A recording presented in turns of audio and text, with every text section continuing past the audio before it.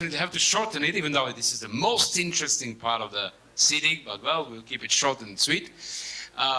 Well, welcome to the cybersecurity session. Everything that you heard before at the SEEDIG probably won't work if the security is not good, so we'll have some very negative impacts. I'm not going to even give you the ideas of what we spoke about during the IoT panel on what could go wrong with the IoTs, for instance. You can imagine.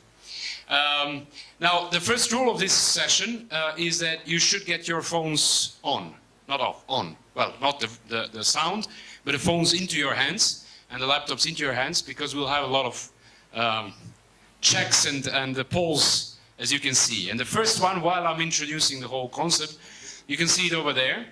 All you have to do is go to the menti.com and enter the code that you see over there, and I hope you can see it from the back of the rows, and respond to the first question that we have for the start of the workshop, and that is, what is the main cybersecurity related challenge in Southeastern Europe? So whatever you think is going wrong in Southeastern Europe when it comes to cybersecurity, just type it, and let's see what's going to come out as the top one. For the time being, it was intelligence agencies, but let's see. We'll get back to that. Okay. The second thing, and I think that probably should have been the first one, is my name is Vladimir Radunovic from Diploma Foundation.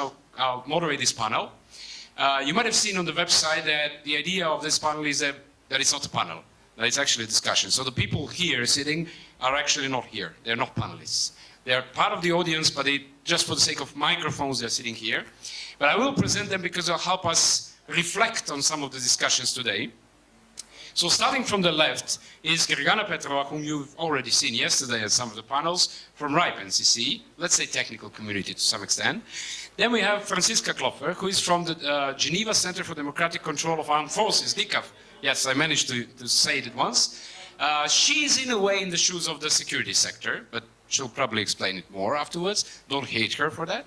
And then we have Predrag Taseski, who is what was the best way to present you, cybersecurity.mk, a researcher, a geek, also working in the bank, so he's also a kind of a private sector guy, who's going to help us. And there are a couple of other people over there and all of you to try to help us discuss today. What is the concept of the session? We said last year at the SEEDIG, we went into the roles of different stakeholders. This year we said, let's go into strategic level. What should be the strategic steps of the countries in Southeastern Europe when it comes to cybersecurity? And what is the level of regional cooperation? Where are we when it comes to cybersecurity? But this is boring. So we are not going to discuss it from that angle. We'll start it from different angle.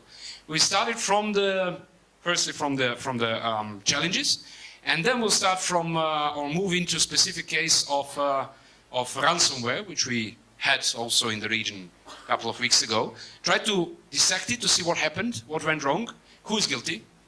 That's the wrong question, but we'll ask it. And see what we should do as all the stakeholders, what should be done in order to prevent something like that. And then we'll raise it to the strategic level and see what are the strategic pillars that probably the region should have. Okay, now moving to the first part, let's see. Folks, I think you can give a quick comment. We have the identity theft as the key security challenge. Credit card frauds, but then I see governments, which is quite interesting. Anyone from the government that wants to comment? They generate. They are the problem. Okay, one of the challenges. Anyone from the government that wants to comment? Fotion, do you want to comment? The government make the regulations and the government standards or country regulation, but it's any time is in attack. So it's the most critical infrastructure in the part of the government. That's a good way to see it. The government is a target as well. I don't think that probably the people that voted like that wanted to say that, but there is also a matter of communication. Franziska, you work a lot with governments and with security sector. Are they a problem? I mean, are the governments the challenge in cybersecurity? Depends which government you talk about. And of course, I think what people probably think about is, scandals, recent scandals about misuse of surveillance technologies for political reasons and so. Yeah.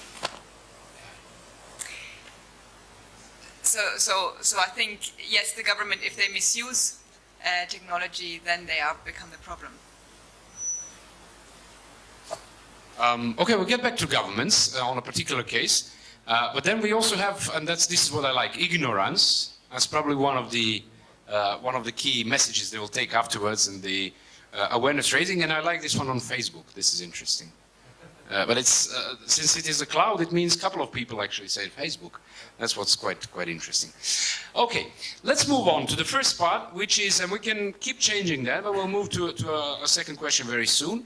And I do want to focus on a particular case of WannaCry ransomware virus, which we had even in the region here. Why is that? Because we want to go through what actually happened and why did it happen. After all, whose fault is that to some extent? So I'll turn to Peja to briefly explain us what the hell happened over there and why did it happen with the ransomware. Thanks a lot. Yeah, so the one that we had actually 2 weeks ago is still running. Wanna crypto, so it's like well-known exploit, of course. But unfortunately, what's happening is it has been publicly available for ages, but no one has exploited it very well. So no one has been using it. And what is happening is getting exploitment on one of the operating system.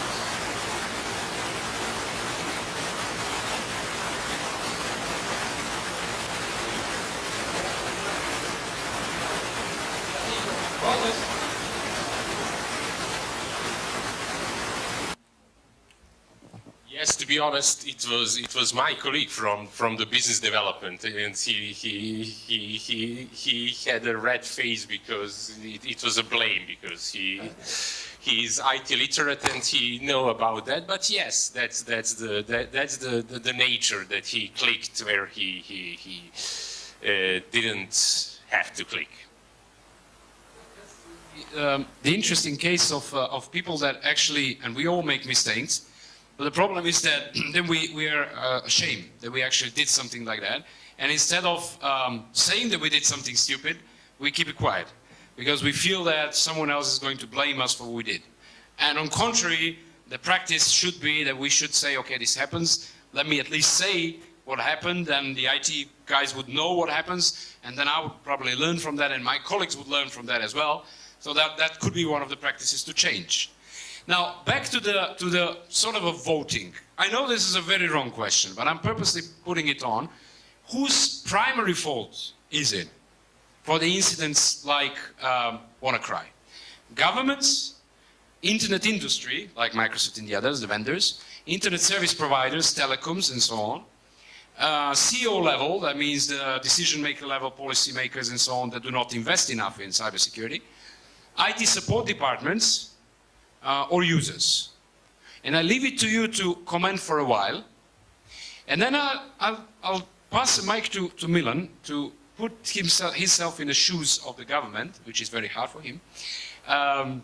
Why do the governments use the exploits, and why does the NSA need it? And I mean, can we trust them if they do these things? Sure. Now it's my Milan. It's my turn to be the devil's advocate. Well, there was a lot of people crying at the NSA about, and the governments, even Microsoft was criticizing the governments for using these tools and creating these kind of tools. But they do because that's kind of what the intelligence agencies do, and it's not. We shouldn't forget that they're not actually the enemy of the citizens, or they shouldn't be the enemy of the citizens. They shouldn't be. They do have a role to play in societies. They do develop these kind of tools and use them and should use them against criminals, against terrorists, against the bad people. I mean, it would be in an ideal world, we wouldn't have security forces, we wouldn't have criminals, we wouldn't have weapons, but unfortunately we live in a world where we do have them. But they should be careful in how they store them. Same like they should be careful in how they store bombs and how they use bombs. They should also be careful in how they store and use these kind of weapons. And there should be policies, there should be accountability measures in place, which we are lacking, and we're even lacking the discussion of it. And the discussion is not there because we ignore the fact that yes, they do spy, that's their job, that's what they do. They do develop this kind of tools, they will develop them in the future, but let's think how to make sure that they are deployed and stored properly, if that's possible. This goes very well with the great discussions we had at the youth school in the first day. So I'll pass the floor to Mike, but I would also like someone of the folks, and especially ladies that were very active in the first day, those from the security group, but possibly also from the other, to sum up what did we discuss, or what was sort of arguments when it comes to the role of the security sector and the government in security in general, cybersecurity. So think about it. Any one of you from the group on security, but Michael. Well, I actually had a direct point. I had a direct point that I wanted to make. So it's not about the youth school, forgive me. So the first thing is that I think that almost everybody in the room here will agree, or could agree anyway, to the fact that everybody in one point or another is, all of these stakeholders are responsible at some level. Users for not updating their software or not backing up their data. Companies for not supporting software security, but even then that's contentious because XP has been, not unsupported for years. Is it the hospitals for not upgrading? But the fact is, this question's a bit misleading in a certain way, because in my perspective, WannaCry was very different from the others. I think that what the NSA did was absolutely criminal. I mean, the way that patients in hospitals might have died just because the NSA was using it for their offensive capabilities, I'm sorry, I'm speaking very quickly. Even though there is the convention in the United States that says that if they find 0 days, if they find backdoors, they need to tell Microsoft or whatever other internet company about it. So I think in particular, WannaCry is a bit different from the others, at least based on my experience and based on what I want to know. I was the one that voted. I was one of the 4 people that voted for governments, but this is not meant to put the governments, especially here in the region, on alert, because I think that this is a very specific case of gross negligence.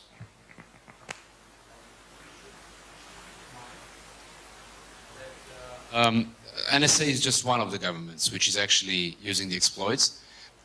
Some researchers, and I'll pass the floor afterwards to Andreana, who did a bit of research on that, is that many other governments are actually investing in offensive cyber weapons. So this is becoming a big problem or a big issue, if we wish. We'll get back to that in a minute. I really want to hear, because I think the discussions were great. Conflicting sort of privacy versus security, even though it's not either or. But there were some great arguments about how to look into the role of the security sector, and that's why I wanted to hear.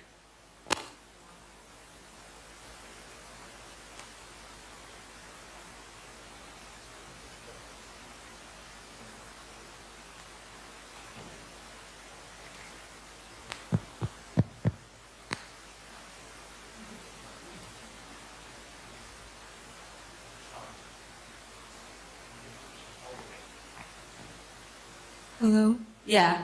Thank you. Yes, the SEEDIG Youth School yesterday had a very interesting debate. We had a privacy team and security team, and the security team highlighted the importance of cooperation, and we mentioned the WannaCry situation, the case.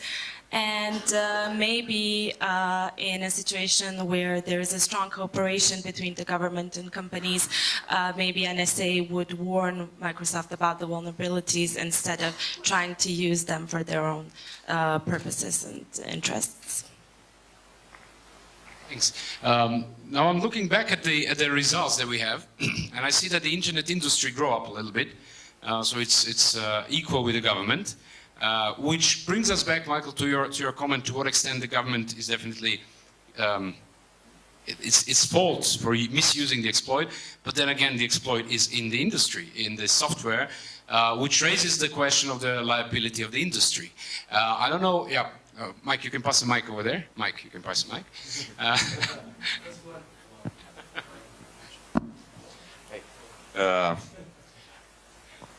About the fault of the industry. Of course, they create the software, but there have been a lot of people saying, okay, we have to hold all the software developers accountable so that they're not allowed to sell software which has bugs.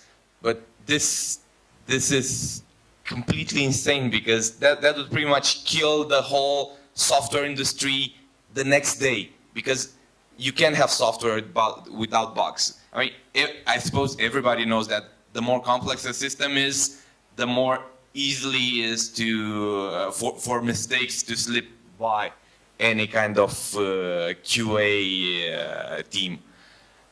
When you have something as complex as an operating system or a network composed of tens, hundreds, thousands, tens of thousands of computers, each with various operating systems, it's absolutely impossible for it not to have weaknesses and bugs and breaches which can be exploited. So if you're going to hold industry accountable, then we have to pretty much ban industry, which I don't think is really conducive to any kind of conversation. A bit of a question or comment for you or for everyone on that. So maybe you can keep the microphone. Is that we are not saying in sense of, or let's see what could be the sort of the liability of the industry. It doesn't have to be, of course, the banning. But if we expect to get a washing machine working properly, and we can complain if it doesn't. If we expect to have a Samsung phone not to explode, for instance, and we can hold the industry liable, could we hold the industry liable for the products which are not secure, in sense of they could either cover the loss, which can be great. They could invest more in bringing the ethical hackers to find the vulnerabilities. They could even buy from the black market if that's the only way to do so. But and also the patching system doesn't seem to really work the way it used to be working.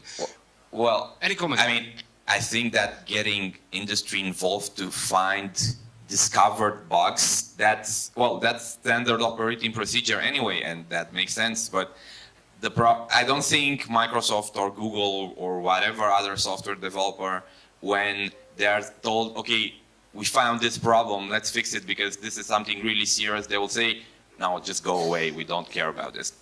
I really doubt someone will say that. But for example, if NSA would be the example of NSA, if they would be actually about, protecting the citizenry as they officially, say they are, when they find a breach like that, an exploit like that, they should go to Microsoft and say, okay, we found this, let's fix it. Okay, maybe we can help you, maybe you do it on your own, but you should at least know about it. But no, they stockpiled it and weaponized it, and it's not just the NSA doing that. It's all many of the intelligence services. I mean, I was the one writing intelligence agencies because they're doing this kind of stuff, and this is a problem. I mean. Yeah. Okay. Thanks. And that gives us also brings us to the discussion on Internet of Things that we also have before. And the WannaCry is not the only example of the problems that we had. We had the Mirai botnet, which was actually hijacking the Internet of Things tools, which are not protected, because the industry that's producing the Internet of Things is not really investing in security by default, by design, if we wish. So that's also sort of a problem. But I think the message that we could get from that is sort of a communication that should exist between to the extent possible, between the companies, vendors and governments and so on, rather than misusing it. But before passing the floor to Os or Kirgana, you can take it. Yes, I would like to comment on what you just said about software liability. So I do understand your line of logic. When we have tens of thousands of lines of code, mistakes are bound to happen. And I do understand that we don't want to burden the internet industry to the point that we stifle innovation. I mean, this is something that we, all as society, benefit from.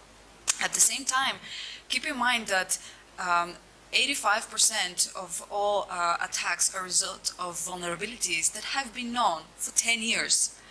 And so at some point of time, you need to draw the line as an industry and say, hey, you know what? Sure, there is a lot of complexity, but there needs to be also at least some level of responsibility. There is a lot of level of complexity in heart surgery as well. It is not only the software industry that is this unbelievably complex with no parallel in the universe. And there are a lot of there's responsibility in other industries, and there also, for example, insurance in case something goes wrong. So I think that it is a bit dangerous to lift all liability from companies that are producing software, because what that results in competition to push products as fast as possible without any oversight of, hey, is my product safe? There is just pushing to the market without any regard of what the effects on the consumer are going to be like. So it is important that we as society take a look at what we want to happen, and if we want this situation without any accountability to persist in the future. I'm curious what you think about that. But make sure that you quick. So my retort to that is that yes, there have been actually most of the attacks are done against known exploits. But what usually happens is that the software developers fix them, but it is the users who don't apply the patches, don't do the updates for various reasons. Some of them are out of ignorance, as it was mentioned. Others are out of various other reasons. For example, nowadays, with Windows 10, they force you to do the updates, and they slip in all kinds of telemetry updates, all kinds of borderline spyware, anti-features, and so on. So, for example, Windows 7, Windows 8, where you could still refuse to do updates, people just check out of that saying, okay, I'll just stop doing updates because I don't want Microsoft to slip me telemetry updates. Well, here's a counter argument. There are a lot of products that they're no longer supported. So sometimes you have a software, sometimes you have hardware that runs a specific software that is no longer supported. So are you supposed to just check it out and get a new one? Especially in our region, spending that kind of money is not possible. You still have machines that are 15 years old, and you would like to still use them, but the manufacturer is no longer supporting them, and so you're left on your own. That's just the way it is. I mean, after all, someone who produced a piece of software at some point can be, a slave to everybody who ever started using that forever. At some point, it wouldn't make business sense to keep supporting decade-old pieces of software. Yeah, it really, I don't know how to put it any more diplomatic, but yeah, it sucks. But yeah, no, I mean, I like the discussion because it really goes somewhere between the industry, the responsibility of the industry, the technical sector, the users, and then of course the governments which misuse it. And just a small thing I would like to add. So we're now talking about, after all, Windows XP because wanna cry. But in the banking industry, they still use software written in Fortran and COBOL in what, 60s, 70s. They're ancient stuff. I mean, Predrag knows more about this kind of stuff, but there's a lot of really ancient software being used in banking. And I think actually in banking no longer this applies due to the fact that regulatory has very strict rules and laws nowadays. However, on the other industry, which is air, like planes, flight control, and all this, oh my gosh. And I think when we get even back to older than anyone else here in the room, you have operating systems. Like there is only 2 people able to function and to maintain the software that you have in Eurocontrol. Everything else has died of old age. Yes. So if something happens to them, it's like crisis. Unfortunately. And that's basically what Gergana also said, especially for the region, because, for instance, in the hospitals or other services, in public service, we have systems which are linked to XP. If you want to get a new software that costs them amount of money, and then you also have to get new Windows versions, and we don't have funds for that, and usually people say, don't touch it, it works. Until something like this happens, right? But however, when we speak about medicine, telemedicine particularly, I can assure you that the industry nowadays are starting to use the latest embedded systems and technologies and of course languages due to the fact that they are starting to be aware and they are starting to freak out that actually it is exploitable and vulnerable to the attack. And especially we have seen to IoT now that we are aware that. So this is the thing, something has to happen so then you start to be aware. Or you have to fall on the stairs and then you be careful. If you don't fall on the stairs, you won't be careful. So it's a very straightforward approach. And if something happens, then you're starting to be, ooh, let's see what's happening here. And then you're starting investigating and then you figure it out that actually it's not a question. I do agree with the topic that comes, and I said before, whose fault it is. I will say all. And I think you're totally right. We can summarize what you said. When it needs to happen, unfortunately, and in many countries, including in Netherlands and Estonia, it needed to happen so that we realize. But then at least, as they say, don't waste the crisis. When we have the crisis, we at least shouldn't waste it. Now, I like that we have a huge number of comments on the users side as well. And we had some changes over there, more on a CEO level, which is also interesting, that there is a gap between those that should be strategically thinking about investments in cybersecurity, either in companies or in governments, and those that should be actually implementing it. So that's quite an important issue. Before passing on to the next part, I just wanted to get back to Andriana about some of the research that she did on how many governments, to what extent the governments are actually investing in offensive and defensive cyber capabilities. I guess there are no governments, at least no records in this region, but generally, globally, it's interesting.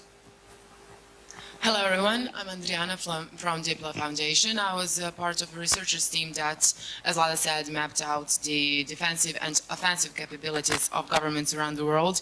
Now, offensive is very interesting because, shockingly enough, governments do not really want to tell the whole world how much they are going to invest.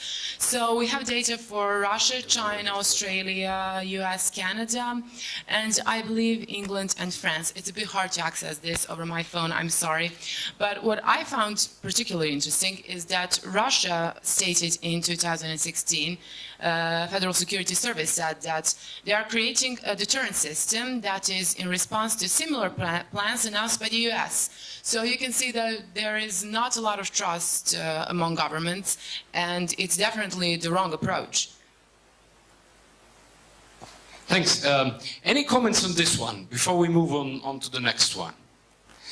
So the next one is now turning into what should we do? So the next one is, and I invite you to, this is kind of an open question. What are the measures, what are lessons learned?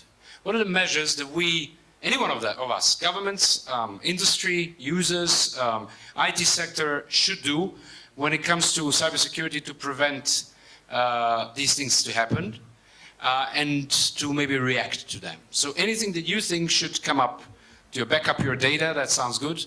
Education, education, education. Go on. And I'll pass it to Peja, because Peja, you mentioned already some bits of that. But maybe give some other thoughts out of your head, just brainstorm what else should we do?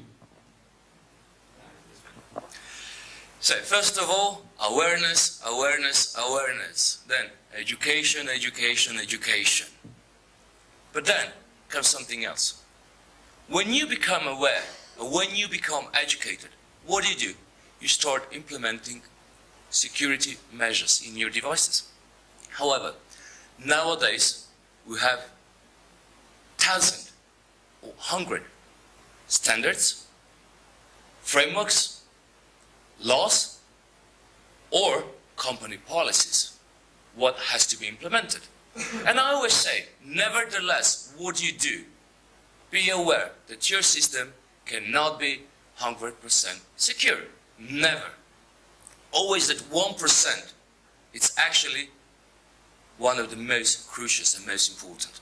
For this reason, I always say, use whatever you want, but be aware of using the best practices. Best practices are any processes, backup, encrypt your data, if you have, of course, sensitive data, use antivirus, anti-malware, and so on devices. And of course, be aware of what you're clicking on.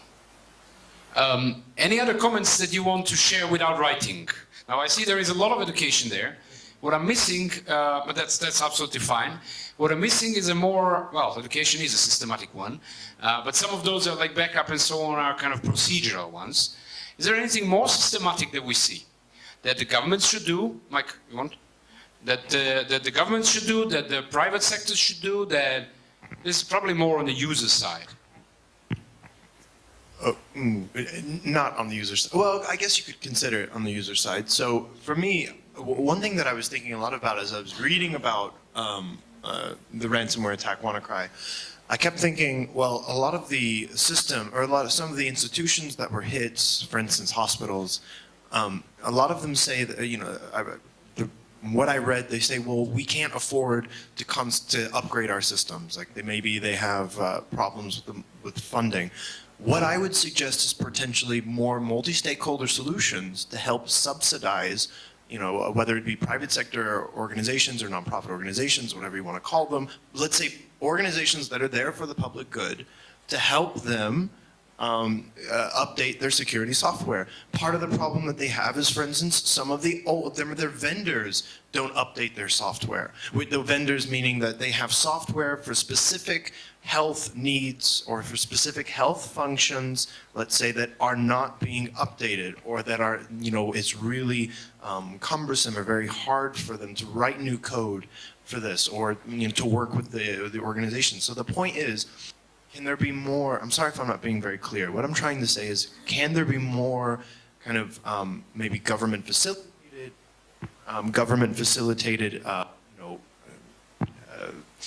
sorry, I keep interrupting myself. Government facilitated interaction that can help, these public good, these institutions that are doing public good to secure themselves and do it in a cost-effective way. In the end, we do need to think about costs because they are really expensive. I have Vladimir, and then I have Valentina, and then back again. So you worked a lot on strategies in general, and as Mike said, if you go into sort of standards, sort of things that the industry should do, it brings more economic costs on them, right? On one hand, it brings a burden to them, but on the other, the communication between the stakeholders is also important. What are your takes? Okay, thank you. Very important is relation between government structures and the private sector, and why. For companies, for industry, for private sectors, is some procedures for of information securities, and for the government is very important in the strategies, and all countries has a strategy of cybersecurity and action plans and all this. And according to these strategies is very important also legislations, because it's revise functions for government and private sectors also.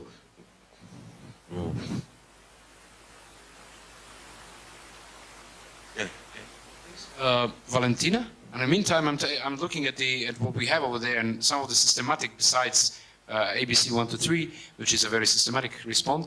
Lay down and cry also, but there is make CSERT, the computer emergency response teams, basically on a national level, more operational, which is a systematic response to that. It's one more most important. Just plug off the computer.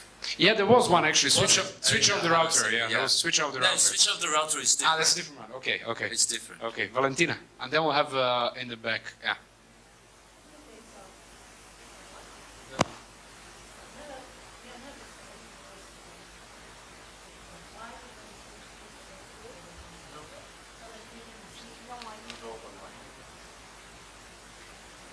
Okay, so we always talk about a specific kind of industry that use specific kind of software. They are proprietary, that you cannot look inside, and you have to believe what they say, that they are good enough. So why we don't switch, at least when we talk about public, to free and open software so that they can be inspected? Why they don't pay and they don't invest? Because we talk about big corporations, we talk IBM, Oracle. If they just give the taxes that they do not pay in the country where they work to do what they are supposed to do, produce good, solid products, we might have less troubles. We will have always trouble. So let's give money back and invest money so that the shareholders don't need to have billions to be ranking first and fourth and have more money that country, GPD or whatever. This would be one. Second, paying fines, because as a user, I cannot feel always the responsibility to be ingenious and be a genius, and I don't want to be constantly disconnected, because this is called a siege. I can stay without electricity if it's necessary. I can stay without the water. I can go also to take water nearby, but I don't think that this is my human rights. And innovation should be bound to human rights. So I think there are different models of industry. Why we always forgive this industry the abusive richness that they have? Thank you. Thank you for also linking this to human rights, because I think it's important. And we'll see many discussions about cybersecurity that human rights come hand in hand with that. But we can get back to that later on. Francisca, and then we'll go back, and then there. Yeah, actually, I want to pick up from there and also from some of the other solutions that were suggested about, what different stakeholders can do, and I think that's also all super interesting and useful. I wanted just to bring in a study that we did. I think Vlada already mentioned it earlier. Diplo Foundation organized it.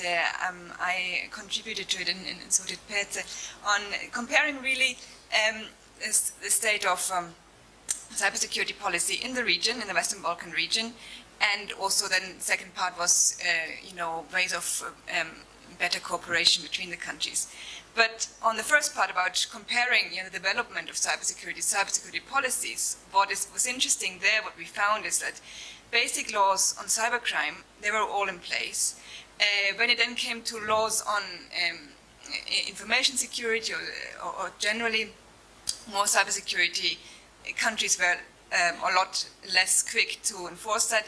Also, setting up certs, some countries were quick, others are really dragging their feet. So, and not to talk in bigger, bigger policies, really preventive policies, like big education policies, or setting up even discussions about public-private partnerships. That was, really missing. There were little things here and there, but not really a strategic efforts. And talking about strategies as well, some countries had set them up, but often they were just, a piece of paper not being used. And that, for me, is key in the policy process, that all these approaches seem very reactive. So you make a law quickly on cybercrime because everybody talks about it, and maybe it's even required by international organizations. But when it comes to having a strategy and really discussing the strategy, also using that discussion on the strategy as an opportunity to really talk with all stakeholders about what is really needed, what does cybersecurity even mean, and what are the challenges, the needs, but also the of different stakeholders. What can they also contribute? What is their role? These discussions were not had, and I think that's a big. It's generally, I think you can say that for many countries, but this is what I know now because this is what we looked at in the region. So I think when we talk about these different solutions and we talk about who's responsible, and that it's nice to have this discussion here, but I think these discussions have to be done in a more, serious and a coherent way at national level. You basically raised importance of, and I see that those things pop up now also as well, which is collaboration among stakeholders, communication, exchange of knowledge and information, because as you said, the strategic planning, especially the implementation part, cannot go without the ownership of all the stakeholders, multi-stakeholder approach in policy shaping, and then public-private partnership in implementation might be one of the messages. We'll go back to you, Gergana, later. We go back there, and then we... Hello, my name is Ardita and I'm working for OSCE. We have recently developed policies with regard to cybersecurity, and we are working in the region for that. With relation to host country, I see some of our stakeholders here and some of all. However, I wanted to point out this is a risk management. We cannot be disconnected. We just have to make sure that the vulnerability plus resources, and we are calculating the damage. Is it acceptable or not? If the damage is acceptable to the party, then go ahead, get it. If the damage is not acceptable to the party, then invest more. However, what we have noticed within national and international structures is that the lack of awareness until recent attack happens. When the recent attack happens, oh, we have to see, we have to invest. And that's the life. the form of the crime has changed, so the form of the risk has changed, so the form of the evaluation should be changed as well. And I think the more we are aware of it, the better we can estimate the vulnerabilities of systems, of vulnerability of states, of institutions, and so forth. I'm not here to talk about government or private sector. I'm here to talk about the new form of economy, new form of crime, new form of transnational connections. Over there? Ah, you have it. Okay, good. What something Mike said made me realize something. He was talking about, you know, having all this old software which is out of service, and that's essentially abandonware. If you're familiar with the term abandonware, essentially software which has been abandoned by its creator, and it's commercial software, proprietary, closed source, so you can modify, you just use it as it is and work around its imperfections. And I think that one option of not having this problem is stimulating the use of open source software, because with open source, even if, let's say, it's abandoned by the community, if something arises, you can still go and patch any newly developed, discovered issues. But yeah, I mean, in some situations it might be easy to stimulate the use of open source, in others not so easy, but I think this is something that should be considered and could be a positive step forward. Somehow I get the idea that you were the one to post keep calm, Linux, and encrypt. But, but that's the message. No, it makes sense, absolutely. Open source is definitely one of the possible ways ahead. Gagana, you wanted to add something, and then I'll move to the kind of a next level. Yes, so we are talking about lessons learned from these attacks, and I have the feeling that we're missing one crucial piece of information, and that is who is behind those attacks. So what we know so far is actually from the WannaCry ransomware attack, there hasn't been so much money generated from it. I think about 50,000 euros. Okay, that is a lot for one person, but actually when we're talking about the grand the global scale of the attack, that is not so much. So that raises some interesting questions. Are the people who are behind the attack not really professionals, or are they even scared of doing this for training? So is there an even bigger attack coming up? Or are they just trying to send us a message? So what exactly is their goal? It's still unclear to us. And so maybe the one positive thing that is coming from the WannaCry, also the Mirai botnet DDoS attack, is raising the awareness of how vulnerable we are and how vulnerable even our critical infrastructure is from those attacks. And so, yeah, Vlad already mentioned, let's not waste a crisis, but maybe a lesson that we could also take from this, cyber attacks are here to stay. So let's, maybe it's also important, for example, sometimes after a crisis like this, governments are really in a hurry to be seen as doing something, so they push some fast regulation without really thinking it through. I think it's really important for us to continuously keep in mind, so cyber warfare is now part of our lives, and we should not forget about it.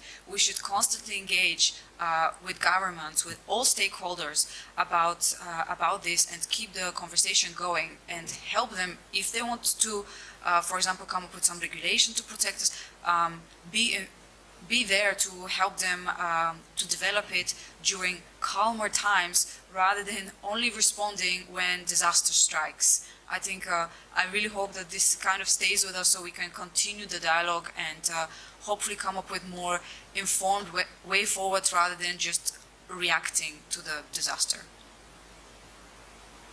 Thanks. I'm trying to put it now on a little bit upper level. So before we had sort of the lessons learned and measures that we could take to respond to such a risk.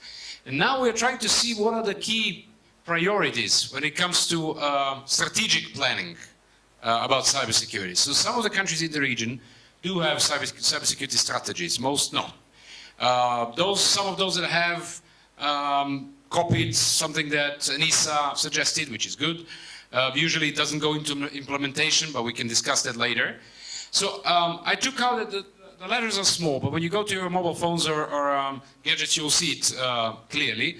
What we're trying to do is to rate the importance of different strategic pillars for the Southeastern Europe. Now, all of them are important, but what do you think? What is more important than what?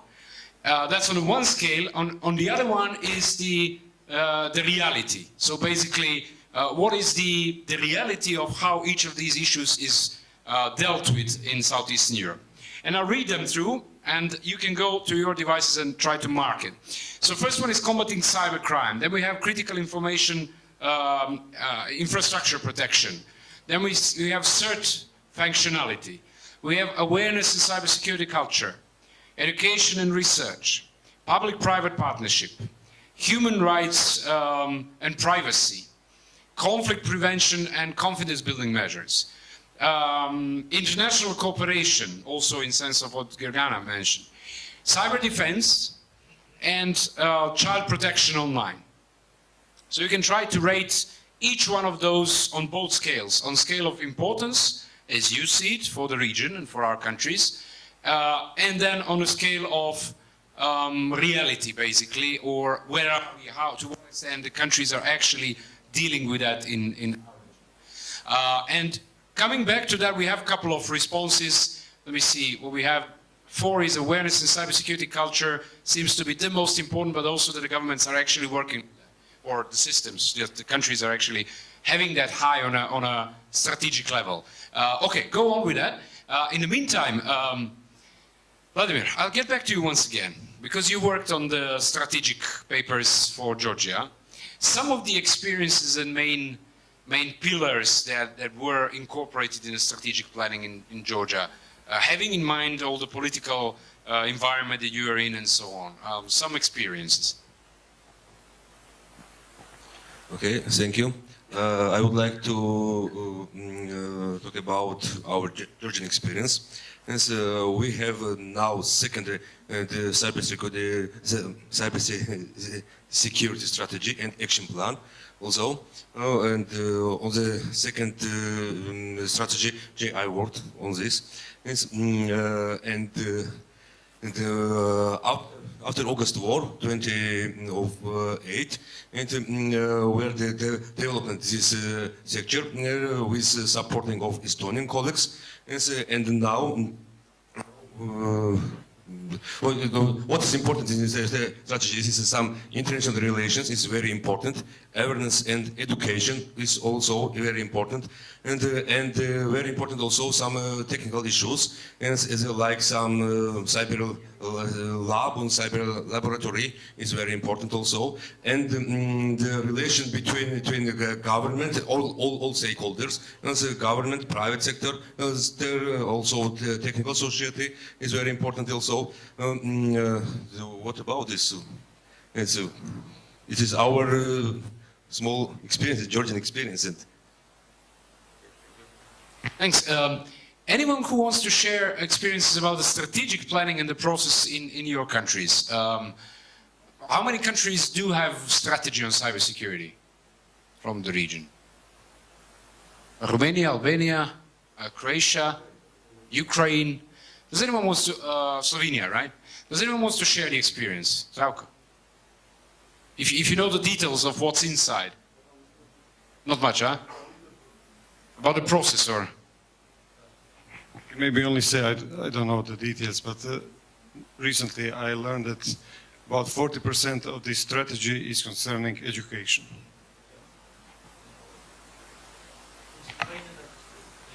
Do you have the mic over there? Oh, okay. Okay. So, Romania. So I just have one comment, one word comment about the Romanian cybersecurity strategy process. Closed. But I think actually that's the case in most of the countries, that one of the complaints is that it's done by the government without much of the consultations, and we've seen in a previous step to what extent the measures we need to take to prevent something like an attack is actually very a shared responsibility. And then on the other hand, we have, that's why this reality check is, now by the way, for those that are voting still, this SAT is the wrong one, it should be the reality, so that you know they will change. Do you want to share anything about the Ukrainian experience, if you know, if you're aware about the process? It's like the aim of the document is kind of very restricted, because it is aimed at the countering the Russian aggression at the moment. But since it is a strategic document, then it makes more sense to make it in a broader audience, so that in case some new challenges arise, then you also can apply this document for that. And also, it prescribes more specific regulation to be adopted on the national level, but it also says about that anything which is counter to national interests and national security, and once this, that it is contrary to national interests, then this should be kind of prosecuted, but it's still at the strategy level. Who knows, be more specified later. Thanks. Can we get the idea from Slovenia? I don't know to what extent you're aware, at least with the problem. So hi, sorry, I just have to swallow my gum. Okay, he jumped on me with the microphone. I was like, anyway, yes, in Slovenia we're doing, I guess you could say, several things. So on one level we have a very good CERT system, so the Center for Strategic Responses related to threats around online and cybersecurity. On the other hand, we've just established a new agency that deals with online threats and cybercrime and cyber warfare. And at the same time, I guess you could say that's the similar that's the similar as in Croatia. We're emphasizing awareness and learning about it. But the problem being, I heard today we've been discussing a lot about raising awareness and doing informative and educational work, and that's fine. But on the other hand, the idea is. Recent idea is to move from raising awareness to establishing security culture. So it's not just, that people are aware of not clicking links in weird emails, but that the companies and governments and other entities are, let's say, generally aware of the, how to behave and how to react on things that are happening. So it's not just, you should know about this, but you should know how to react and how to prevent these things. Thanks. And a quick question for you about the process. To what extent was it open to? Was it open to? Yes, I mean the strategy was written by the government. Then it was put into public discussion. In the public discussion, there were a lot of. As I said before, entities from the government, from the public sector, from the industry that participated and gave comments. The government took those comments, integrated it, let's say, more or less in the final strategy, and I mean, yeah. And then it was, put into law. And okay, now we're waiting for the government and the newly established agency to start using the strategy. There was a sort of an open consultation process. Yes. Now I'm taking, before passing the floor to Milan and then further, I'm trying to see what we have here. We have the most important, where all of them are closed, and that's clear that you judge that all of those issues are very important. But what we see is that education and research is the top priority, if I can see well. And then the second one is protection of the critical information infrastructure, and then awareness in cybersecurity culture, and then human rights and privacy. That's interesting. And then when it comes to the reality check, we can see that actually awareness is doing quite well in the region, and international cooperation to some extent. That's strange, but we'll see that. And then a little bit behind that is education, research, and human rights and privacy, and so on and so forth. Okay, we'll move on. Milan? Thanks.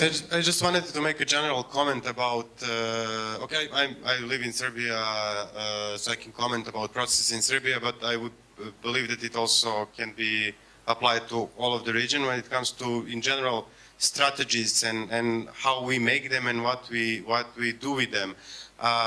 Generally, in Serbia, usually the strategy drafting process is done in order to tick the box, usually because of your integration or some other meaning, or just because it sounds good that we should do it. So often the inclusive process is very much lacking. So also, the strategy should tell us where we want to get and how we're going to get there. And usually that bit is very much missing. We get strategies which usually describe the state of affairs as it is, maybe give general terms where we want to be, but then how we get there and who's controlling, are we implementing the strategy, whose responsibility is it, did we allocate resources, because we can say, you know, our strategic goal is to build a spaceship, but, you know, do we know how, do we have with what to build it? And so those things are often lacking, and they are lacking for the cybersecurity strategy development process in Serbia now, at least the way I see it. But at the same time, I think it should be noted that having strategy is much better than not having it at all, because still, however it was built, it will have some good sentences, it may have a positive impact, and it may give umbrella to those who are willing to implement some portions of the strategy. So the strategy as a whole probably won't be implemented, but some portions of it may be implemented, and those who would be doing that would have the umbrella of strategy, which is very important. So yeah, that's... I think the emphasis on the implementation is important, because we do see in our region that we actually have papers which are not usable. And that always brings me back to an interesting story. Some of you might know the story of lawyer Valtazar Bogišić, who used to be building up the civil law in Montenegro during the Napoleonian time. And he was basically asked to do a civil law for Montenegro. So what he did, he went through the people and collected the customs of people, what they do, how they feel, in order to involve them in building up the whole law, in a way to get them the sort of the ownership of the whole law. And then it was absolutely accepted and implemented, because it reflected the needs and people were involved. It is an old example, but I think especially in the case of cybersecurity, where we actually have a lot of stakeholders which do have stakes and you can't defend on your own, this has more sense than ever to bring all together and make it an inclusive process, which brings back to what Bogdan said. It's usually closed, unfortunately. But what's the experience from Albania? Okay, in Albania case, cybersecurity strategy, the most important elements are education, of course, the critical infrastructure, and the safe internet that include children protection and user protection.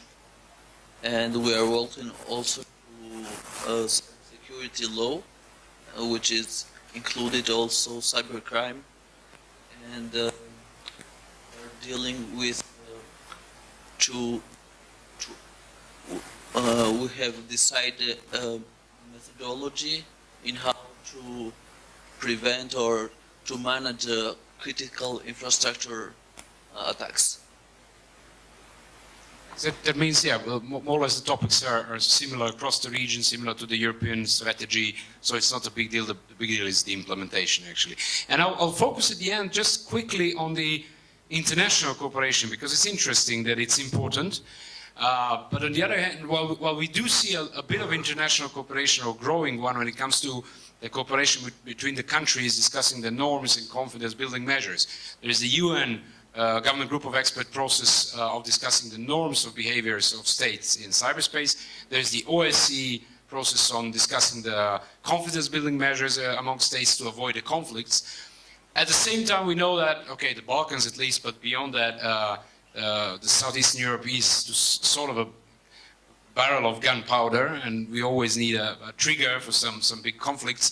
Cyber could be, and we saw that around the world, could be kind of a trigger of misunderstanding if there is no dialogue among states. Now, to what extent the region, Southeastern Europe, is actually involved in dialogue? Is there any sort of a cooperation among the countries? We discussed previously that the CERTs are cooperating, at least through ENISA and some established systems. But to what extent the governments are actually discussing cyber on their agenda when they meet, that's a big question. I'll pass the floor to Franziska again to maybe show us some light of what we found in the research, or what we didn't find in research, and then if there is any other comment about, or the example from the regional cooperation. Let me start by what we didn't find in the research. A lot we didn't find. We were looking a lot at what cooperation exists between the countries of the Western Balkans on all different kinds of aspects of cybersecurity, because we thought there's so many areas where the countries could really or have to cooperate if it's just on a very basic level of addressing common threats, but also exchanging expertise, because we're saying we don't have a lot of resources, so it's good to exchange expertise or even tools, but also to just have common policy discussions in order to maybe come up with a joint standards, or being together be more presented in international fora where international standards in cybersecurity are discussed. So we didn't really find much at all, which I think again goes back to the fact that countries in general don't seem to have very clear and open policies about what their plans really are in cybersecurity, and therefore also what regional or international cooperation plays as part of this policy. So we looked at more what already existing regional cooperation bodies do in this field, and of course they don't do much at all. And I mean, these are bodies like the RCC, the Regional Cooperation Body for the region. Their main mandate is not cybersecurity, but but still they haven't really taken it up yet. They're in the West Balkans or Southeast Europe, there's so many of these joint bodies that exist.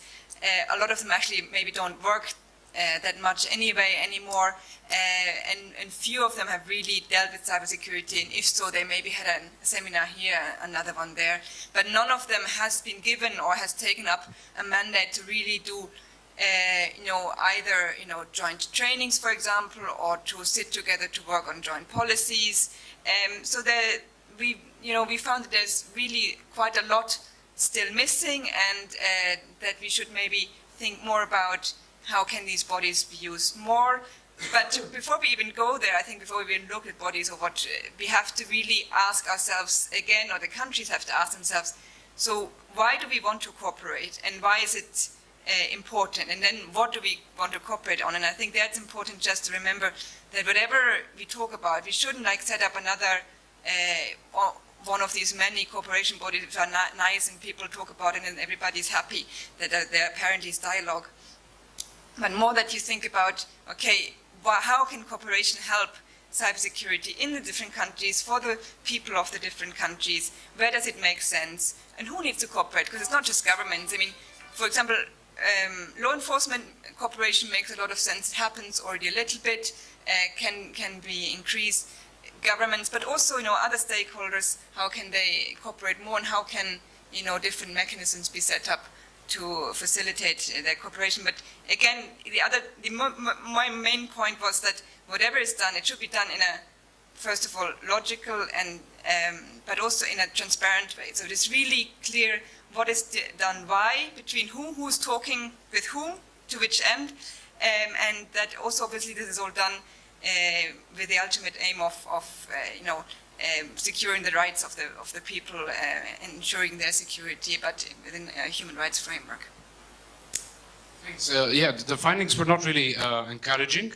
We'll share, I'll tweet later on the link to the full report if anyone is interested in details, which is quite interesting. There are also some good suggestions on how cooperation in the region can be boosted. Is there any thoughts on the regional cooperation, or any good example that we can share on regional cooperation when it comes to cybersecurity? At least one. I was hoping to see one. I know it's hard to say. 2. Okay, that's comforting. Well, I could share one example, which is actually coming from the Ministries of Interior, from police. So DCAP, the organization that Francisca and me are working for, is also hosting the Secretariat of Police Cooperation Convention in Southeast Europe, which actually facilitates dialogue and communication cooperation between the Ministries of Interior from Vienna all the way to Moldova. EU, non-EU, all of the regional countries. And through that they have different working models. One of them is expert working groups on telecommunications, and within that group they are actually discussing the information security of the systems of Ministries of Interior and Police. And in Serbia, and I'm sure in other countries as well, this is not just about protecting the police service or police operations or their surveillance capabilities. It's not that at all. It's actually protecting citizens' data, which is used and needed for the e-government services and documents, etc., etc. So there is this kind of started organically through their meetings, and information security is one of the topics, and this hopefully can then be raised to higher levels. Thanks. At least one good. Okay, we have another one in here. Well, it's good. We have something to share.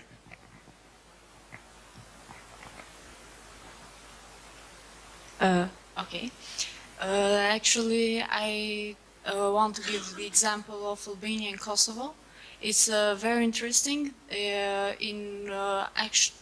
have had common hackathons and the ICTs in the encouraging students to participate and learn more about information security.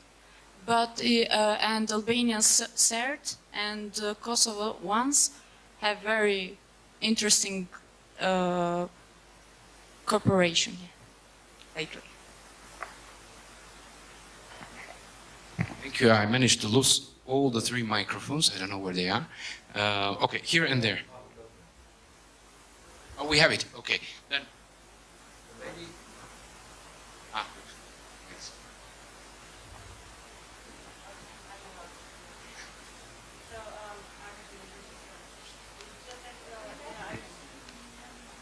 The streaming. We have the remote.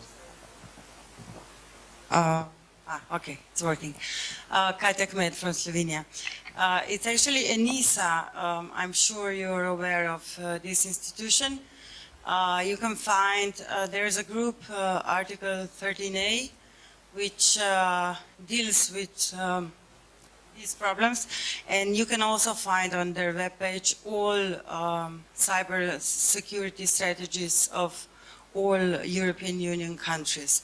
So I think this organization also comes and helps different countries implement the strategies, and so I think a good place to go to, or at least inform yourself about it, about the topic. Sir? Yeah, sure. That is actually a very good point that you mentioned. However, we have been having troubles cooperating with ENISA due to the fact that several countries in the region are not a part of European Union, nor haven't started yet the process of entering the European Union negotiations. For this reason, ENISA could not and will not and should not provide any support. Anything that they can do is publicly available on their website and so on. But coming to support like mutual support or training like they do for any other European countries, unfortunately, they cannot do this for the region. Yeah, we have been raising this for several times, that this has to be somehow tackled and handled in different way, but unfortunately due to the fact that they are European-founded agencies, so there are no ways of changing the law for it. Still, only for this country, so. Still, it stays that, of course, the resources over there on the eastern side are very, very useful. Okay, we have one comment here and one last comment there, and then we are wrapping up. Okay, about cooperation, about international relations, I would like to thank you, Francesca, for your comment about relation. It is a very important relation with cyber divisions of UN, EU, some Deloitte, maybe some Microsoft.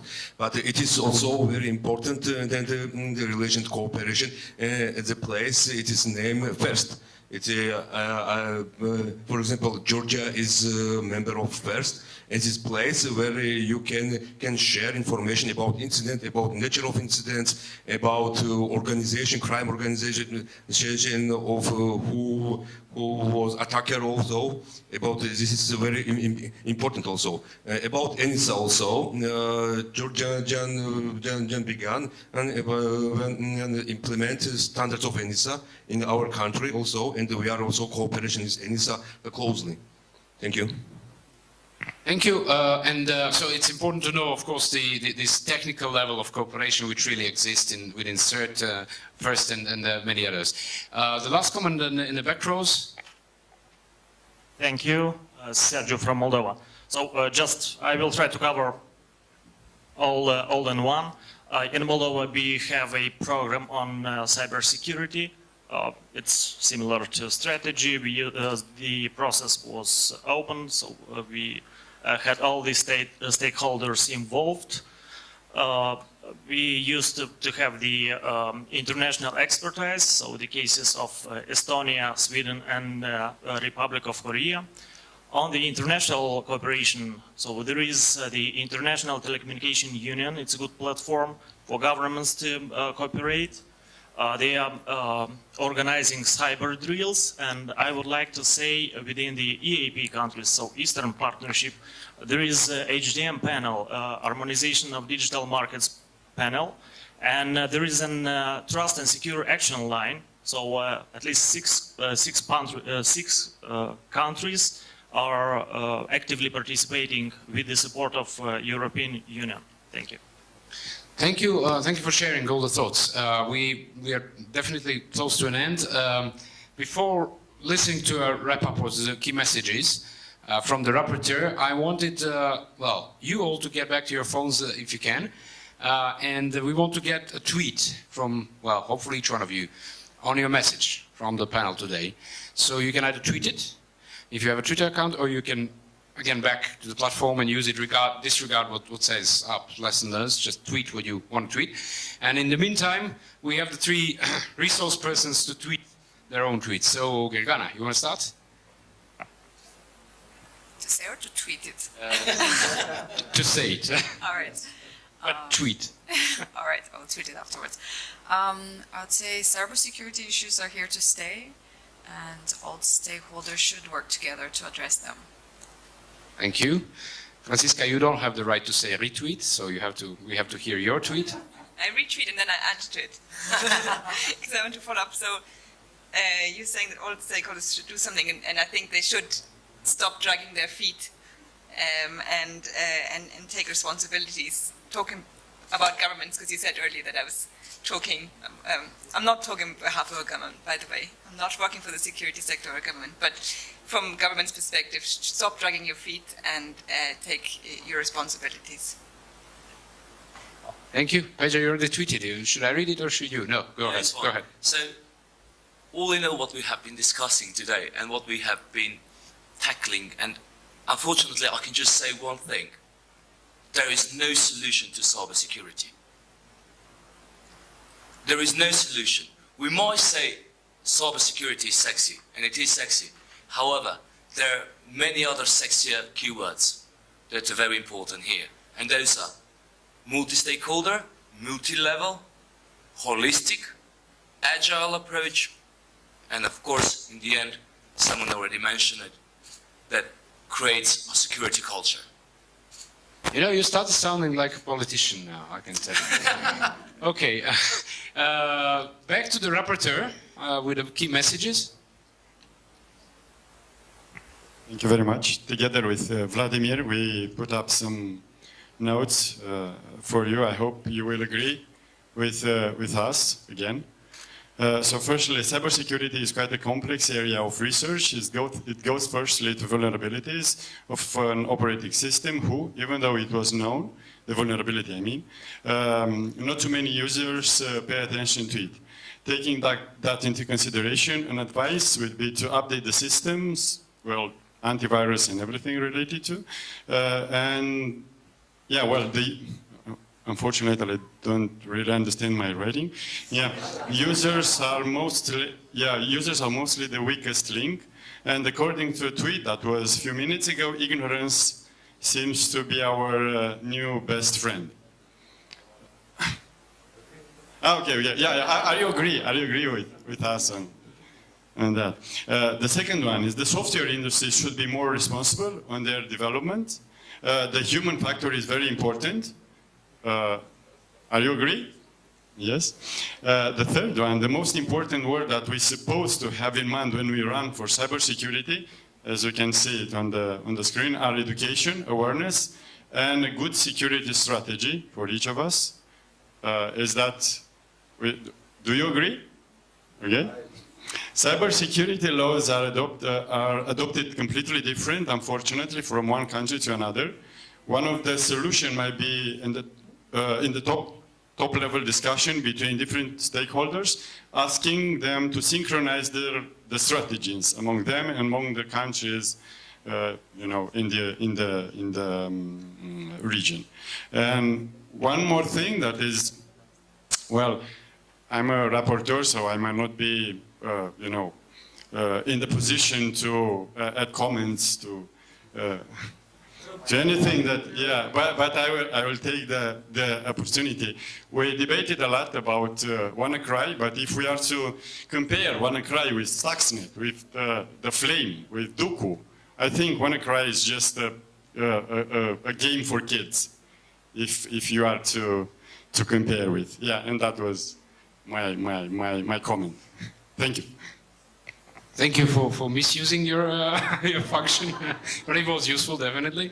So, patch your system, back up your data, update your antivirus, don't click everywhere, don't share everything, and communicate. Thank you for coming today, and well, we're moving to the closing session. Big round of applause for all of you.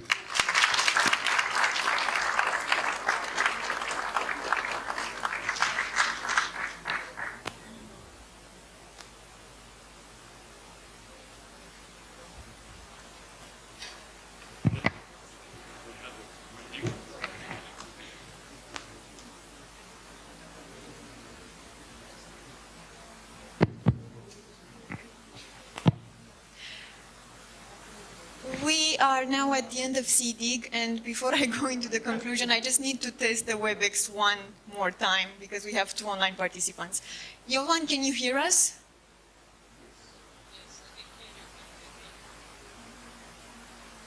He did. Can you repeat, please? I don't hear you.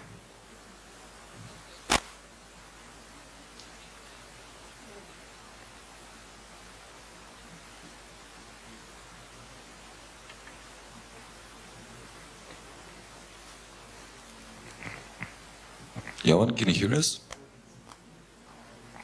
We can't hear you. Okay. All right, so we are at the closing of SEEDIG, and we have a tradition from our past meetings. What we do is asking our key supporting organizations a few words, and then we will get back to you and close the day. And we will start, sorry, I'll try louder. We will start with Chengetai Masango from the Secretariat of the Internet Governance Forum, who was not able to join us in situ, but he will be speaking online. Chengetai, if you can hear us, we are listening to you.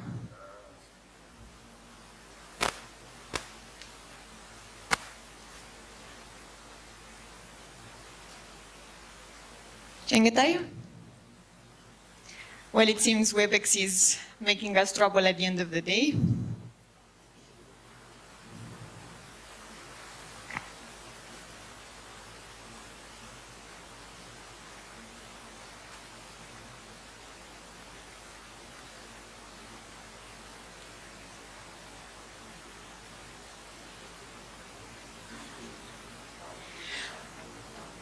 Okay, let's go ahead with the people we have in the room, and we'll come back to Cengeta and Jovan a bit later.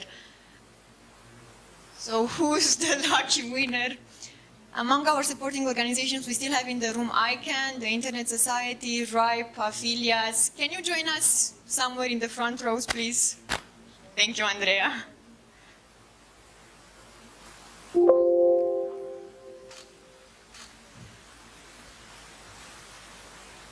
Since you are the first. I'm supposed to talk too? Yes, by the way, everybody's exhausted. I can hear you. Okay. Well, we take great pride in supporting SEEDIG. We have such a great bunch of people.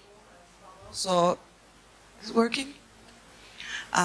It was a great pleasure being here, hearing all the discussions, being a part of the discussion. It was all very enjoyable, especially a big fan of the closing remarks. And yeah, that's it. I'll see you around. Thank you. Thank you, Jeren, and thank you to Frederic as well, although he's not here. Thanks so much for your support. Andrea? Okay, just a few words. So, I don't know where to start, because for ICANN, sponsoring SEEDIG is it's almost a given, because it really goes into our commitment to getting people understanding what is internet governance, getting closer to its core processes, and for us getting them closer to ICANN. So for us it's an amazing entry, and plus and I can tell from direct experience, is by far the most advanced bottom-up, completely open, transparent, cross-national discussion about those issues that I've seen. And you should be proud of it. There is no other similar initiatives that is really, I was discussing with Serena yesterday on the bus coming back, it's not attached to a particular country, it's not attached to a particular institution, it's really attached to the community, and the community is, doesn't know border, doesn't know, it's really the internet community in this case. So I'm very happy to participate every year, and I'm very happy to see how it grows. I only have a request for you, is that you should appreciate what you created, I think, a bit more, and feel the ownership and make it grow even bigger and larger. So when you go back to your own country, speak about SEEDIG with your community, with your friends at work, even with your family, with your friends. You know, I don't mind if next SEEDIG I'll see your grandmas coming. I'm sure that they use internet and they go on Skype, and you know they're as concerned as you are about those issues. So I would really like to see more of uptake from the community. We have, for the first time, we have the youth participating. I was amazed by the day that we spent together on the 24th, and the SEEDIG fellows. So those are all ideas that came through discussion with the executive committee and the community. Think about how you can contribute, how you can feel it even more closer to your needs, and how you can serve the needs of your community. And I look forward to see you at the next SEEDIG edition and to get engaged as we move along. Thank you.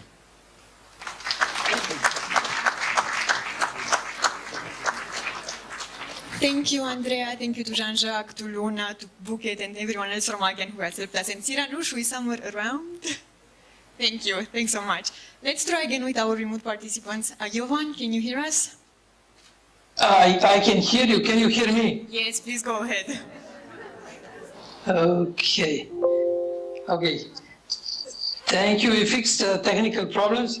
It is great to hear that you have an excellent conclusion of the meeting, and congratulations for host Macedonian government and all colleagues who were involved in this process.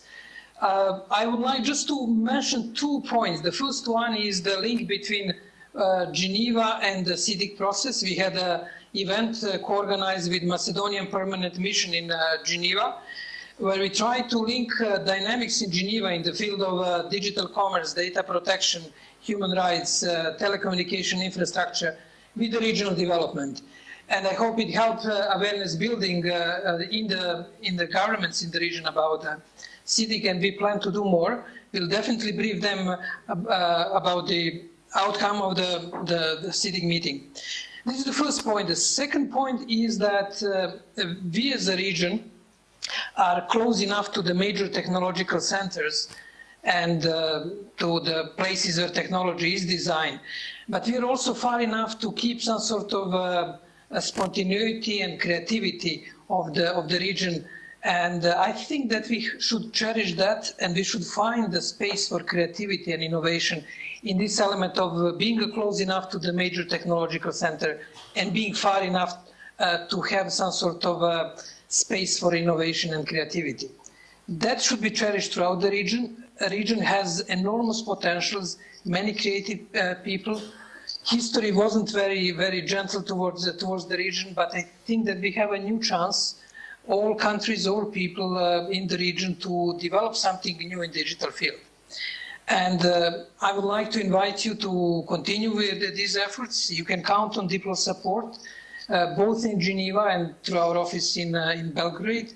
And once more, I would like to congratulate all of those who were involved in the organization of SEEDIG. I know that you put a long hours, but you also put a lot of emotions, as it is typical for our region. And what I can hear is that it paid off, and you had a great event. Therefore, big congratulations from Geneva. Keep this way, and you can count on our support. Thank you very much. Thank you also, Jovan. And I know I shouldn't be doing this because I'm working for Diplo Foundation, but I need to thank my colleagues because they have been really helpful. So Vlada, Arvin, Daria, and everyone else in Belgrade, in Geneva, and in Malta, thanks a lot. And let us try with Chengetai as well. Chengetai, if you can hear us and you can speak.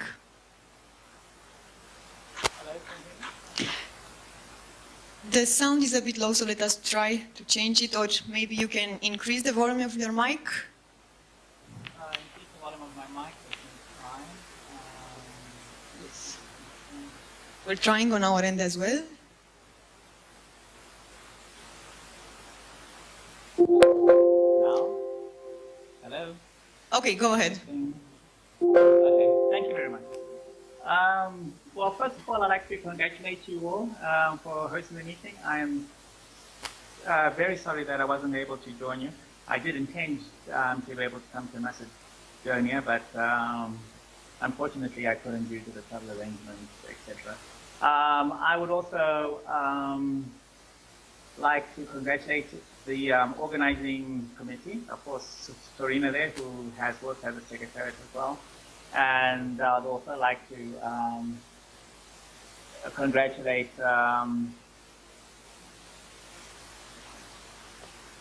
sorry, I'm just trying to understand the names. I'm sorry about that. Sasha, Diana, Aida, for the organization, and of course Vlada. He was doing a very nice job there in the last session, moderating that session.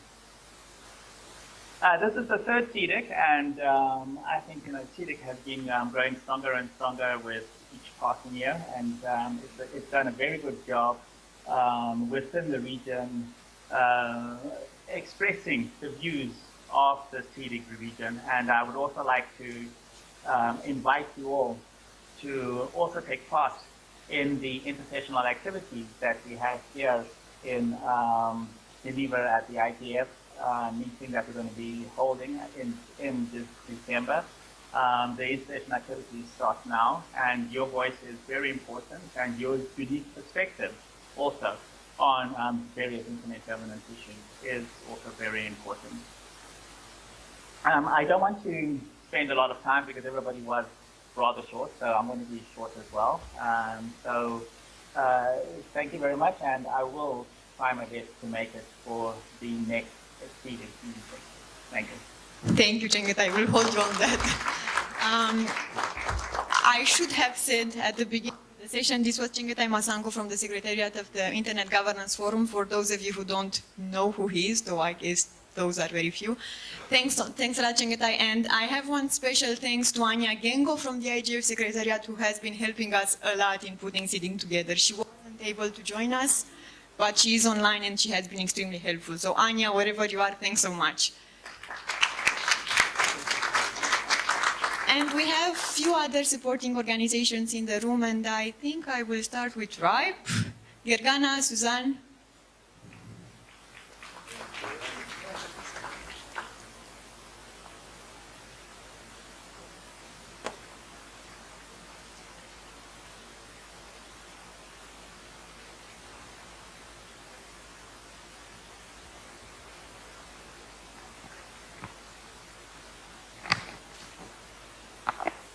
Hi, thanks. So I just want to say that it's a great pleasure for us to be here and also for RIPE to support internet governance discussions in the region. Also wanted to very quickly remind you that we also host some regional events, and our next one is just in a few weeks in Budva on 12th and 13th of June. So if you're around, you're most welcome to join us. It's free. So if you would like to continue some discussions, please welcome.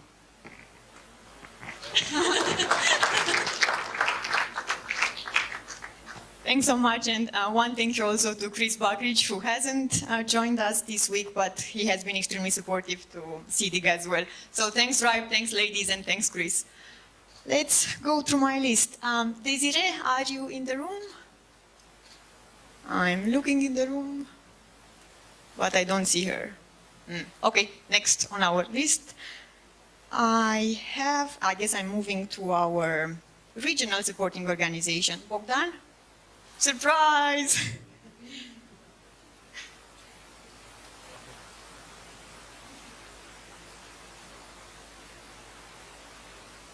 So I'm specialized in one-word intervention. So I would just say thank you in Romanian. Mulțumesc. Mulțumim și noi, Bogdan. Thank you. One word platform. We have few ladies around who would like to say a few words.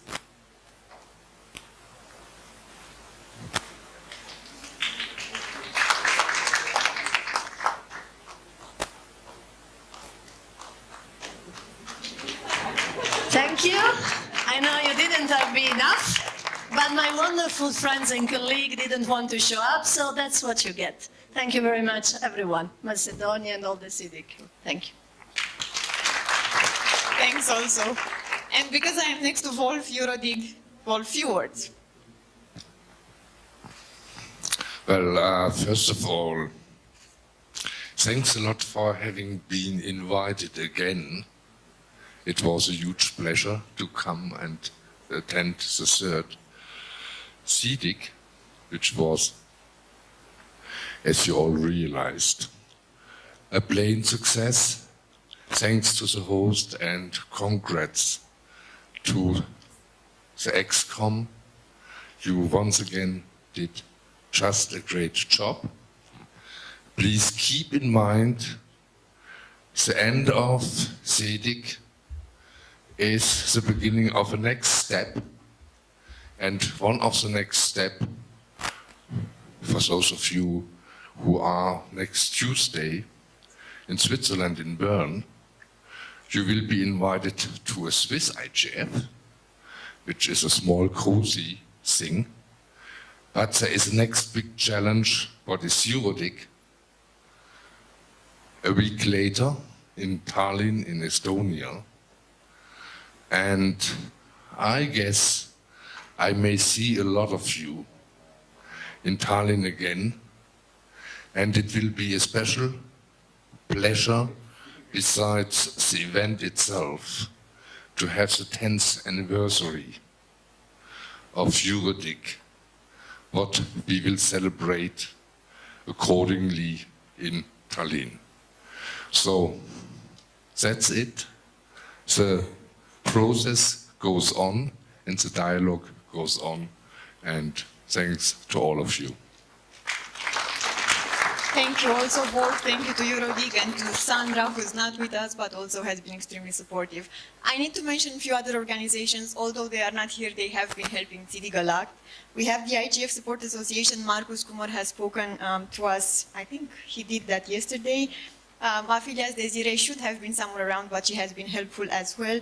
The Serbian CCTLD Registry, the Council of Europe, European Commission, Internet Society Armenia, and Internet Society Belgrade.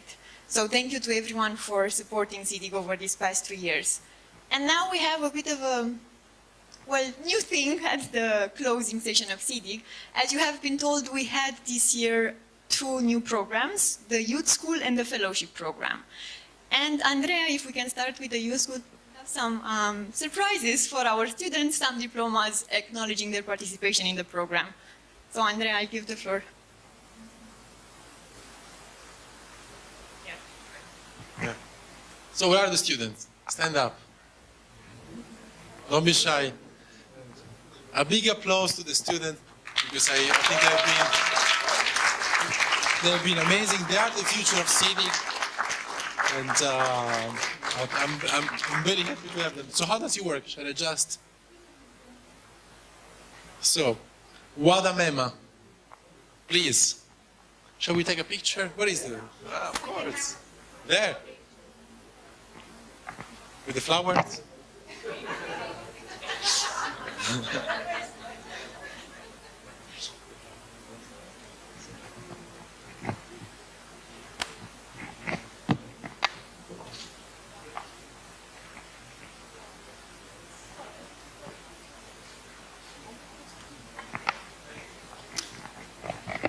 Thank you. Adriana Gavrilovic. Where is Adriana?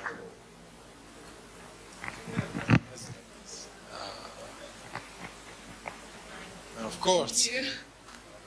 Thank you. Ah, the flower.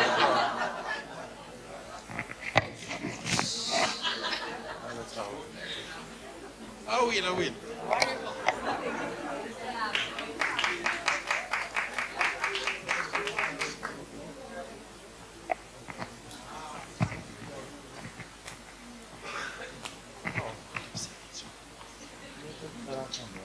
Ani Mrkcan.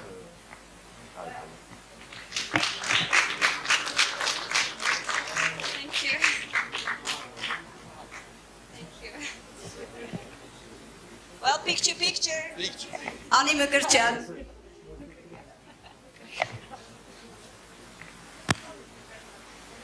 Yeah, enough flowers. Anna Romandas. Anna Romandas. She's coming. Where is she? No flowers for Anna. Flower. Congratulations. This is your diploma. Thank you.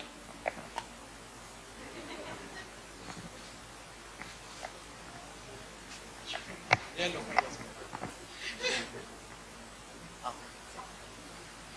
Avet Sedrakian.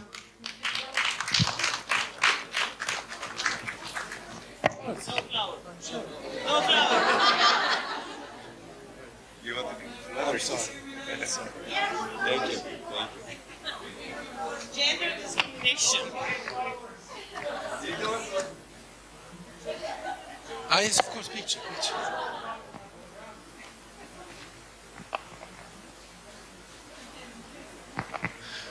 Next is Corina Circea. Kircea.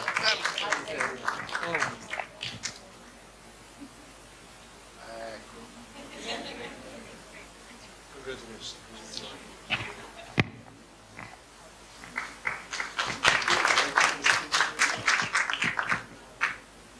Diana Mulaj.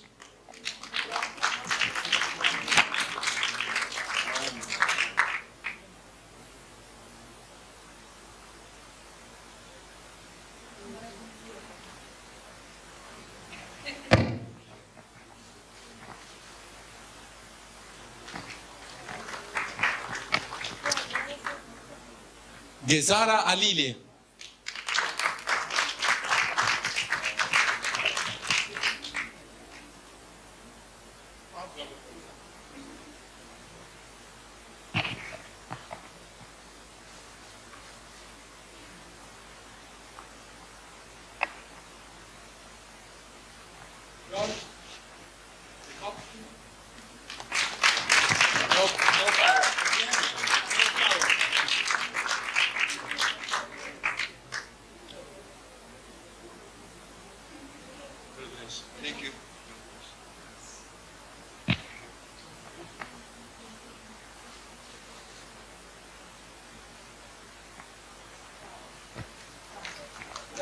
Lenio Mareka.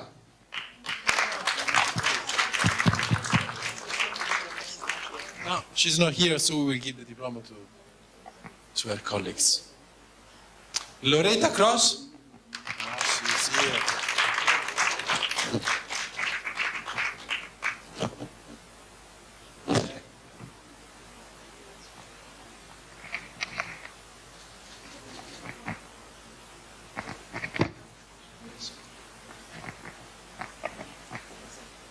Sabayete Elezai.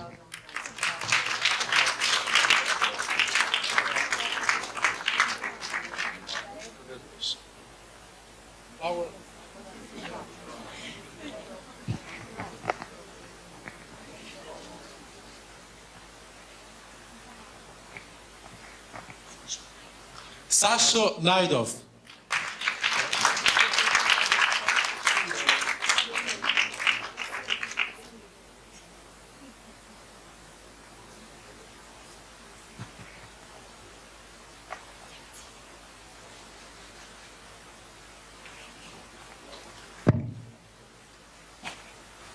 Theodora Kish.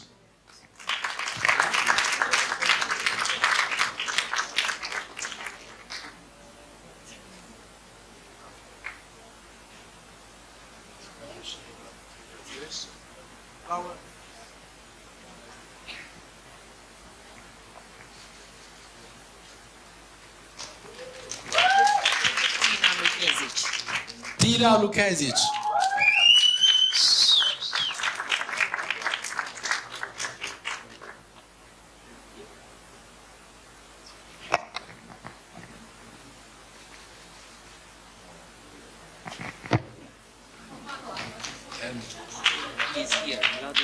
Vlado Velichovsky. Is he here? We will give it. So, thank you again. This is the first time that we have this youth school.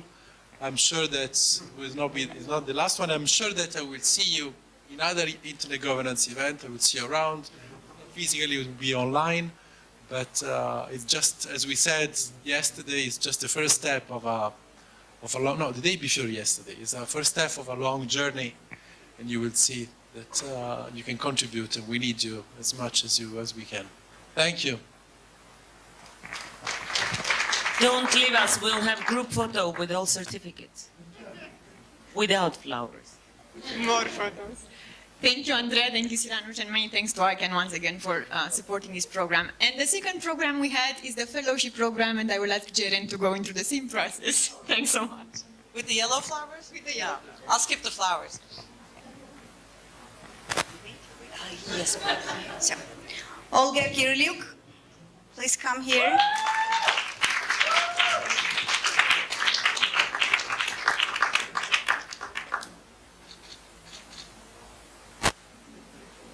Congratulations. Sue Sonia Herring.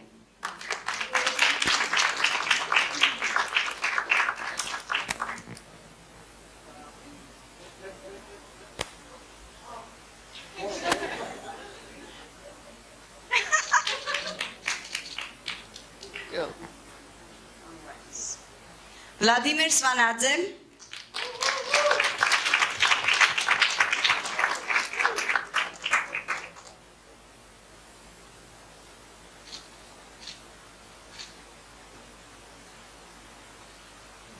Ucha Seturi.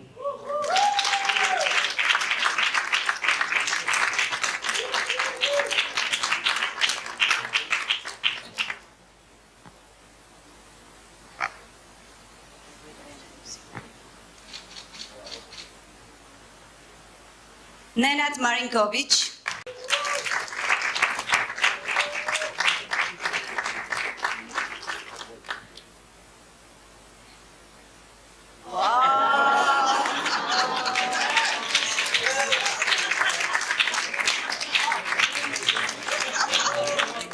He knows how to do it.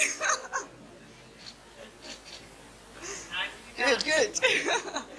Mzia Gogilashvili.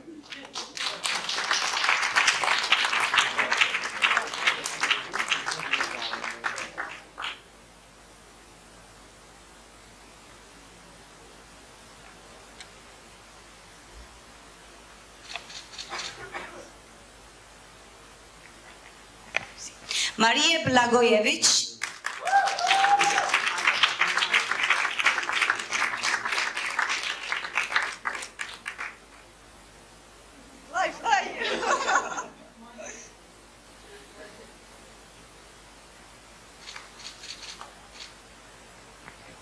Lia Gubashvili.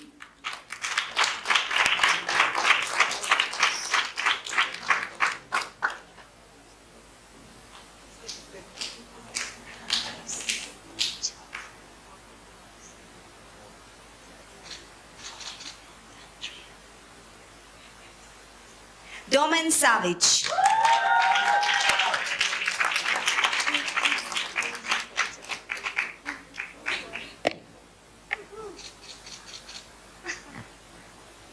Fotion Costa.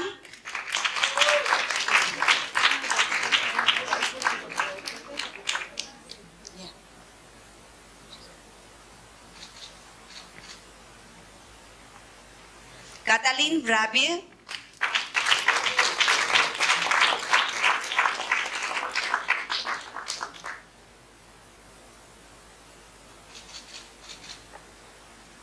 Velma Kuchukalic.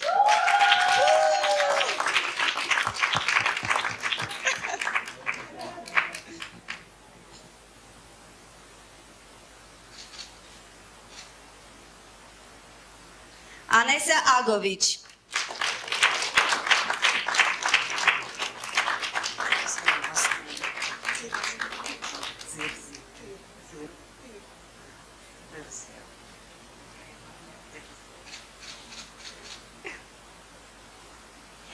Andrea Maria Tirziu. I hope.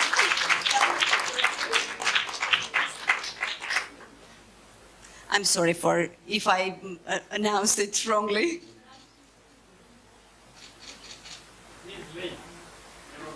Oh, nice. Andra Bukur. Maria.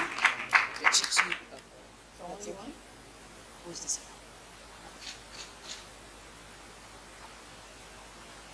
And Andrea Russo.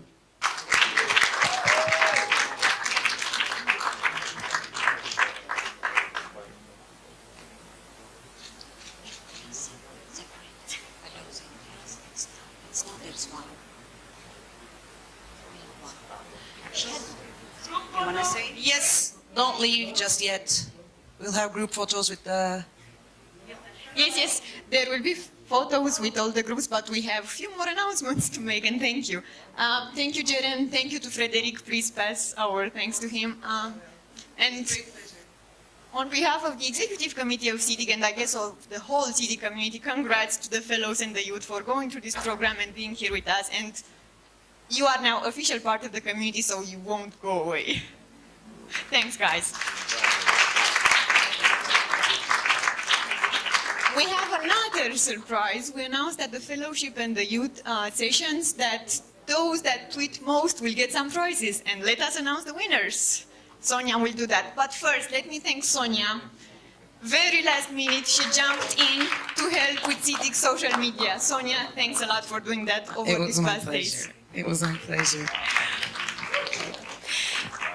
So, just 1 second. I want to get the name right. The person who received the most interaction on their tweets on SEEDIG, who is also a fellow, is the internet grenade. Maria, but is, per the last name, I'm looking at the phone. Yes, Maria. Congratulations.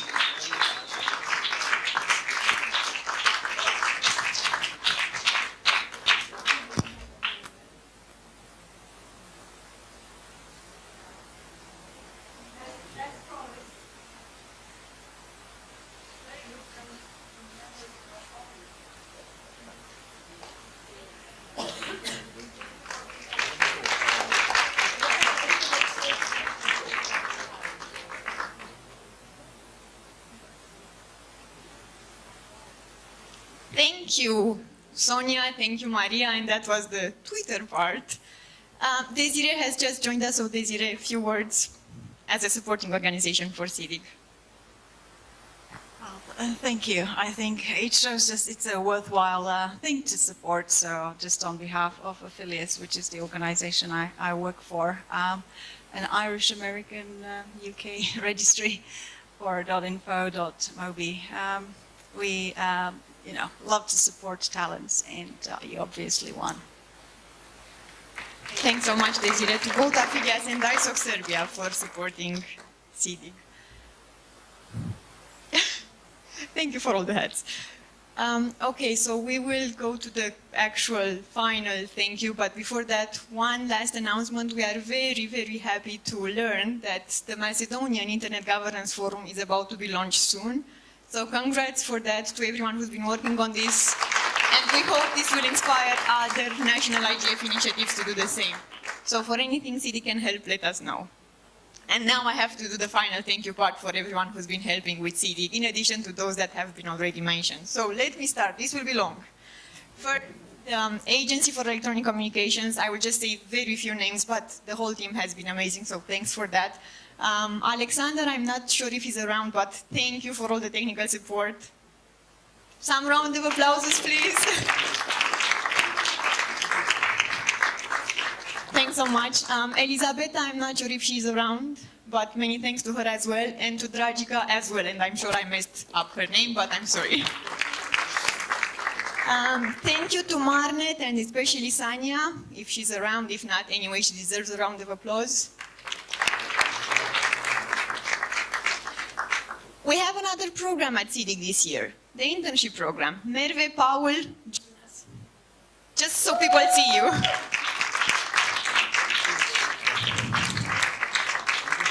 Merve and Paul have joined us really, really last minute, but they have been helping a lot over the past 2 months, so they deserve this. Thanks so much, guys. Thank you. And I hope you have enjoyed working for SEEDIG. Thank you to all those who have helped contributing to the sessions, to the focal points. If I read you one by one, we will never end, but thanks so much for everything. Thank you to those who have helped with the SEEDIG Youth School, Andrea, Michael, Anya online, and everyone else. Many thanks for that. And well, thank you to you, the community, for being here with us, for contributing to our activities, for putting this program together, because it hasn't been us, the executive committee. And last but not least, thank you to Liana, to Sasho, to Aida, and to Dushan. Although he has resigned, he has helped us a lot. And to Sorina.